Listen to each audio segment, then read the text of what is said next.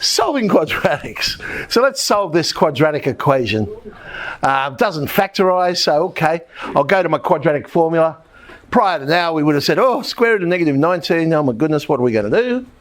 But now, of course, hang on, I can simplify that third, because the square root of negative 1 is I, and we get negative 3 plus or minus root 19i on 2. I suppose if you wanted to, you could write them as two separate ones. And again, you could write them as real and imaginary parts, whatever your preference is. Another way we can do it now is because it means every quadratic, when we do completing the square, I can now rewrite as the difference of two squares. So x squared plus 3x plus 7, well, half the coefficient of x is 3 on 2. If I was to expand that out, I'd get 9 on 4. I want 7. I want 28 on 4. So that leaves 19 on 4. Now previously, that's the sum of two squares. But now when I see 19 on 4, I can think of it as minus 19 on 4 I squared. So it is the difference of two squares. So I can rewrite it as x plus 3 on 2 plus root 19 on 2i, x plus 3 on 2 minus root 19 on 2i, and there's our answer straight away. So it's an alternative way, I guess, of solving the quadratics. Creating quadratics then. Every quadratic that has real coefficients. So if all the coefficients are real in the quadratic, then we know that the solutions will appear in conjugate pairs. Because of course we would have used the quadratic formula. And so we would have ended up with negative b plus or minus. That would be the imaginary part. So if I can factorise it to be conjugate solutions, so I've got x minus z conjugate, expand that out, the middle term will be minus z plus z conjugate. And the last term will be that z conjugate. Well, z conjugate, remember, was the sum of two squares. What about z plus z conjugate? Well, if I add a complex number with its conjugate, the imaginary part's going to go away, because I'll have plus and minus. So I'll just end up with twice the real part. So if I now have this one, I know the solutions or the roots are 4 plus I and 4 minus I. Well, the sum of the roots would be 8. The product of the roots is 17. You wouldn't necessarily write that down, but so I know, okay, well this is quadratic. So from that we can straight away say that the equation is x squared minus twice the real part, so minus 8x, plus the sum of two squares, 17. And it's an equation, so we'll make it equal to 0. Finding the square root of complex numbers. And there's actually several ways we can do this. So here's the first way I'll show you. So if a plus ib is the answer, well, I could square both sides, and a plus ib squared would be x plus iy. Expand out the left-hand side, and I can create some simultaneous equations. I know the real part must equal the real part, so a squared minus b squared is x, and the imaginary part must equal the imaginary part, 2ab is y. So if I wanted to find the square root of negative 12 plus 16i, I know a squared minus b squared is negative 12, and 2ab is 16. Let's make b equal to 8 over a, sub it into the other one, and we end up with a quadratic. Well, it's a quartic, but it's a quartic that behaves like a quadratic. And so we have now two possibilities.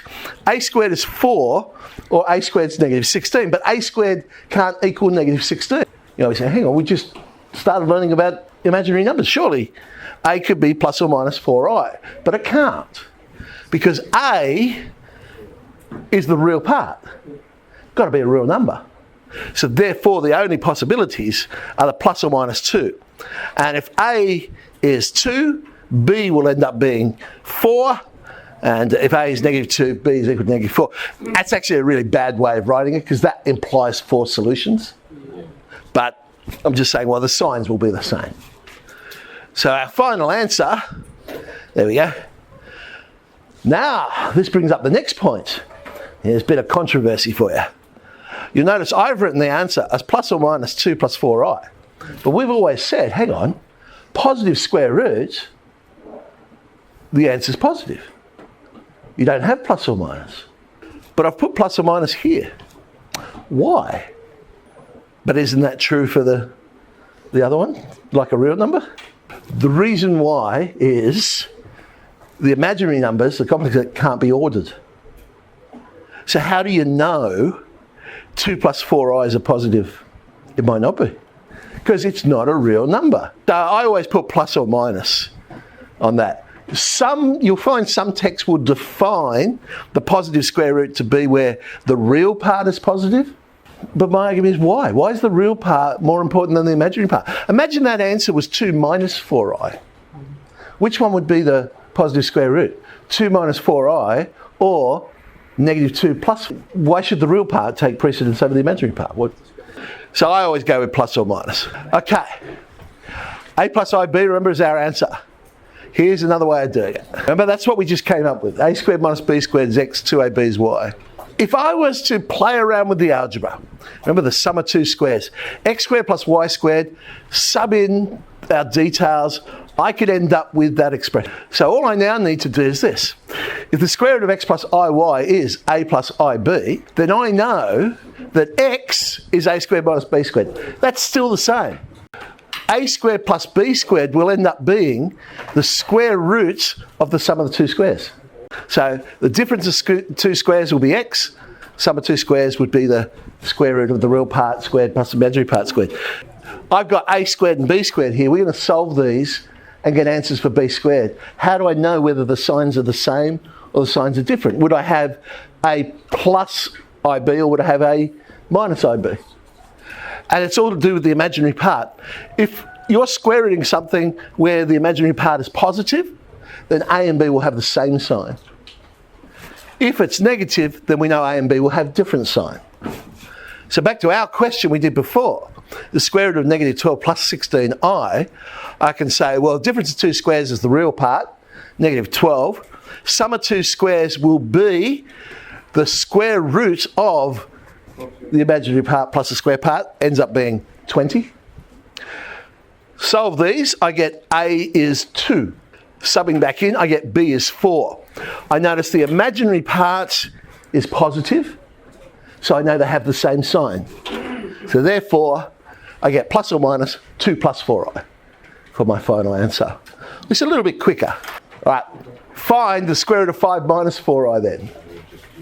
Let's do it the same way. Here's the thing, watch this one. A squared plus b squared would be the square root of 41. It can be done. A squared would end up being half of 5 plus root 41. So a would be a half of the square root of 10 plus 2 root 41. Subbing in to work out b ends up being a half the square root of negative 10 plus 2 root 41.